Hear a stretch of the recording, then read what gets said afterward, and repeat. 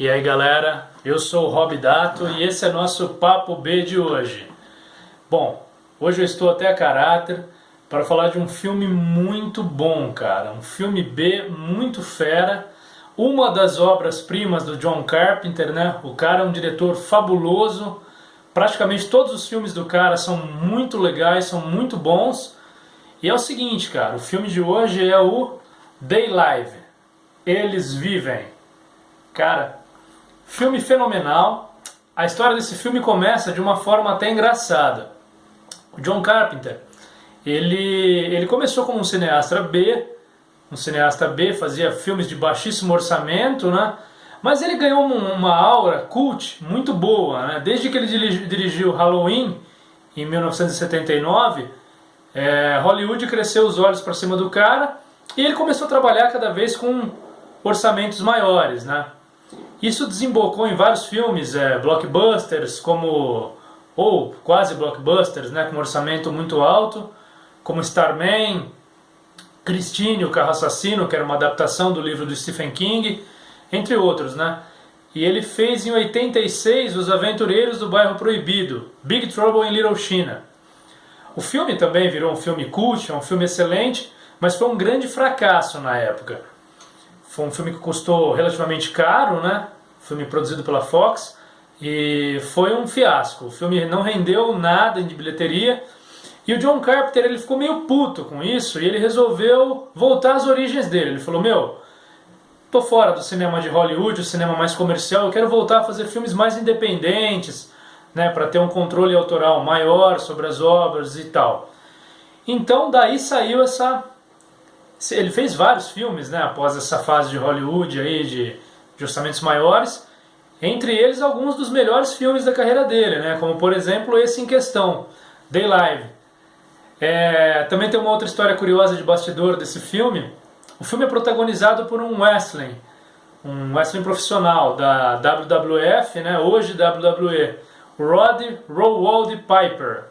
Roddy Piper era um lutador, aqui no Brasil, quando passou a WWE nos anos 80, na WWF, ele era conhecido como gaiteiro. Foi um grande rival do Hulk Hogan, o canadense Roddy Piper. Então o John Carpenter, que era fã, como todo bom americano e como todo bom sujeito de luta livre, ele foi visitar lá os bastidores da WWE, conheceu o Roddy Piper, se encantou com o cara e resolveram fazer um filme juntos, né? O John Carpenter já tinha mais ou menos um roteiro meio rabiscado, que ele queria fazer um filme com uma crítica pesada social, né? Uma crítica ao consumismo, uma crítica ao capitalismo, de certa forma. E o Roddy Piper contou a história da vida dele para o John Carpenter e resolveram juntar as duas coisas.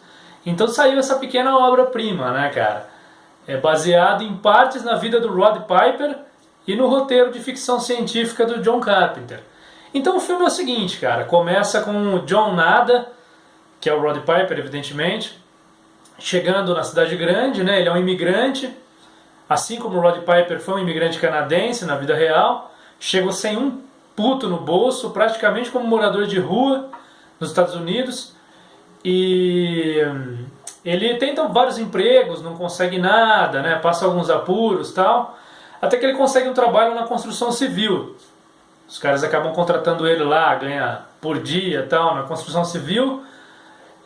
Na construção civil ele conhece o Keith David, que é um outro trabalhador braçal lá, acabam ficando meio que amigos, e como ele não tem onde ficar, o Keith David apresenta para ele uma favela lá, um lugar onde as pessoas que não têm nada acabam se refugiando lá, né? E o John Nada vai para esse local, tem uma igreja no local, uma missão, né, que eles ajudam os necessitados, mas o John Nada começa a sacar que está rolando alguma coisa estranha nessa missão aí. Muita gente entra, muita gente sai, vários carregamentos, caixas e coisas assim, né? E ele resolve investigar por conta própria, resolve se meter lá com a igreja, entra lá, escondido e tal, e descobre que eles estão fazendo algumas transmissões clandestinas de televisão, enfim, alguma coisa da pesada está acontecendo. Até que uma bela noite a polícia chega, desmantela toda a missão, desaloja todo mundo que mora lá na favela, lá, arrebenta todos os barracos, sai arrebentando todo mundo e tal. E o John Nada acaba acaba fugindo. Ele consegue se apoderar de uma caixa nessa missão aí. Porque talvez, sei lá, pode ter alguma coisa de valor dentro, né? Quando ele abre a caixa, tem um monte de óculos escuros na caixa. Mas que diabos, óculos escuros, né? Até que por fim ele resolve colocar um óculos escuro daquele lá. Quando ele coloca o óculos escuro, ele começa a enxergar o mundo de um jeito diferente. Como assim? Como diferente? O mundo ele enxerga preto e branco, né? Pelo efeito do óculos. E ele vê que todas as pessoas bem-sucedidas na verdade não são seres humanos, são alienígenas. Uns alienígenas bem legais, inclusive, assim, meio... em formato de crânio, né, de caveira, com uma pele meio apodrecida, assim e tal. Designer bem bacana. Só que nossos olhos nus não conseguem ver esses alienígenas. Só quando você coloca os óculos você os vê. E ele começa a ver, cara. É a maior sacada do filme, né, da história. É muito divertido isso. Ele vai andando na rua, onde tem os outdoors lá de propagandas e tal. Na verdade está escrito palavras de ordem, entendeu? Então ele vê lá um outdoor com uma viagem do Caribe, lá uma moça toda bonita, toda de biquíni lá, e está escrito: casem-se, reproduzam-se. Todas as placas com marcas, tal, está escrito: obedeça, né, junte-se a nós e tal, coisas do tipo. Então, na verdade, é uma metáfora, né, com o capitalismo. Tudo que acontece, pessoas mais bem-sucedidas, mais ricas, né, todo esse mundo de propaganda, então ele é controlado por alienígenas. E aí o John Nada tenta convencer o seu amigo lá, o Kate David, né? Tenta convencê-lo a colocar o óculos, mas ele não quer se meter com isso e tal, acha que o cara tá louco. Eles brigam, de quebra tem uma das cenas de lutas mais legais da história do cinema. Os caras fazem uma luta coreografada muito boa, tanto que a luta dura muito tempo, assim. Na verdade, no roteiro original era para ser uma luta mais curta.